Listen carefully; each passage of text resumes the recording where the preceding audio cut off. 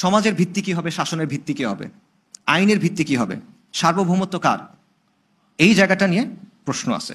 আইন অবশ্যই দিন নির্ভর, কারণ আইন কেন তৈরি হয় চিন্তা করেন। আইন তৈরি হয় মানুষের আচরণকে নিয়ন্ত্রণ করার জন্য, মানুষের আচরণের উপর একটা সীমা দেওয়ার জন্য, মানুষের কল্যাণের জন্য। আইন তৈরি হয় মানুষের স্বার্থ রক্ষার জন্য, রাইট?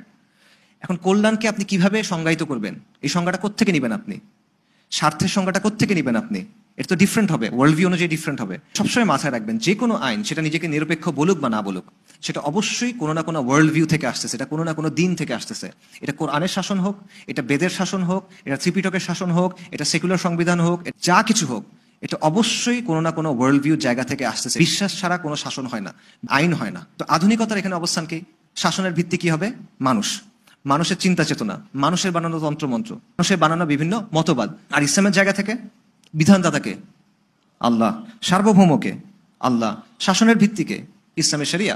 সমাজ ও শাসন কিভাবে চলবে, এটার কর্তৃত্ব একমাত্র আল্লাহর। এটা আল্লাহ সুবহানাহু ওয়া তাআলা আর কারোর সাথে শেয়ার করেন নাই। ইনিল হুকমু ইল্লা লিল্লাহ আফা হুকমুল জাহিলিয়াতি ইয়াবগুন ওয়া মান আহসানু মিনাল্লাহি হুকমান লিকাওমিন ইউকিনুন। তবে কি তারা জাহিলিয়াতের শাসন কামনা করে? আল্লাহ ছাড়া মুমিন কওমের জন্য শাসন দেওয়ার জন্য কে শ্রেষ্ঠ? মানুষ ততক্ষণ পর্যন্ত মুমিন হবে না যতক্ষণ পর্যন্ত তাদের মধ্যে যে বিবাদ, তাদের মধ্যে যে দ্বন্দ্ব, এটা মীমাংসা করার জন্য কার কাছে যাবে? রাসূলের কাছে যাবে। এবং আল্লাহ এটা শুরু করছেন ফালা ওয়া রাব্বিকা। আল্লাহ তার নিজের কসম করে বলছে যে তুমি মুমিনই হইতে পারবে না এটা ছাড়া।